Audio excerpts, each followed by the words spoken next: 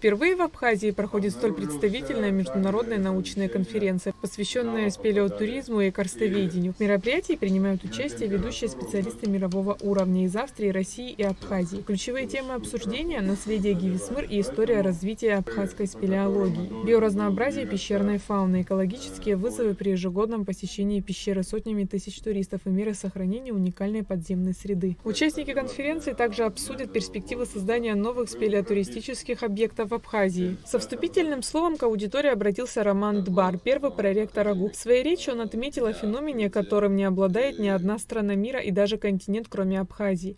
Это колоссальный по своему объему и размеру размах карстовых полостей. Такие гидросистемы требуют тщательного изучения. Мы очень высоко ценим участие наших коллег, и в первую очередь, конечно, это наши российские коллеги, которые ежегодно в экспедициях проводят исследования в Абхазии.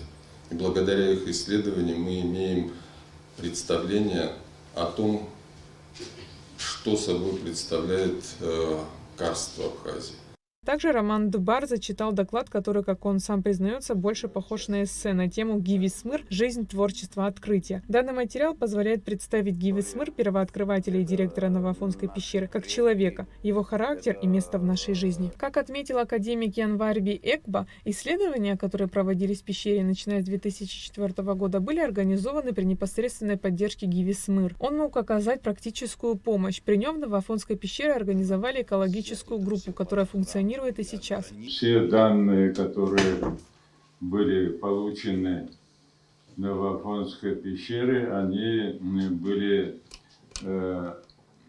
получены с помощью аппаратуры, которую тоже Гиви Шамилович в свое время помог нам приобрести, выделил соответствующие средства. Таким образом, исследования в Новоафонской пещере, они носили современный уровень. Новоафонская пещера была связана с наукой с первого дня ее открытия. Это особый объект такого класса, которого в мире не так уж и много. Новоафонская пещера – одна из самых посещаемых карстовых полостей планеты. Также сообщалось, что в Новоафонской пещере обнаружили новый вид жука. Его назвали Нефаргус смыри в честь Гивисмыр. Данная конференция – это важный шаг в позиционировании республики как одного из мировых центров карстоведения и устойчивого спелеотуризма. Задача сегодня коллектива Новоафонской пещеры, прежде всего, это не только зарабатывать денег, но и сохранение этого уникального памятника природы. Мы не только новоафонные сотрудники, вся Абхазия и, наверное, и Россия, мы гордимся тем, что он у нас есть.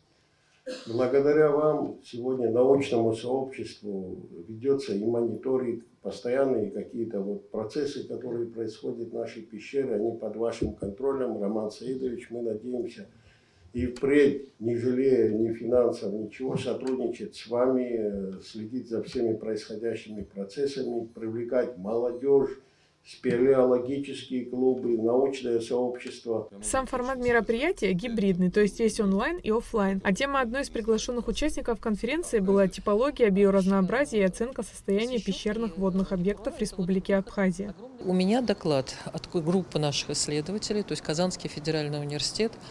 Более 20 лет практически работает в Абхазии, исследует Абхазию с позиции изучение водных объектов. Мы исследуем водные объекты самые разные. Это и пещерные водные объекты, это и наземные реки, озера. И за эти годы собрался огромный массив, конечно, данных, базы данных гигантские. Более того, даже были сделаны реестры всех водных объектов Абхазии. Но пещеры – это совершенно особый мир. И водные объекты пещер, они даже трудно классифицируются, потому что их очень сложно отклассифицировать. И я в данном случае буду представлять доклад по типологии, биологическому разнообразию и оценке экологического состояния некоторых пещер, которые нам удалось изучить. По итогам конференции будет издан сборник научных статей. Айлита Арутюнян, Давид Хашик, Абхазское телевидение.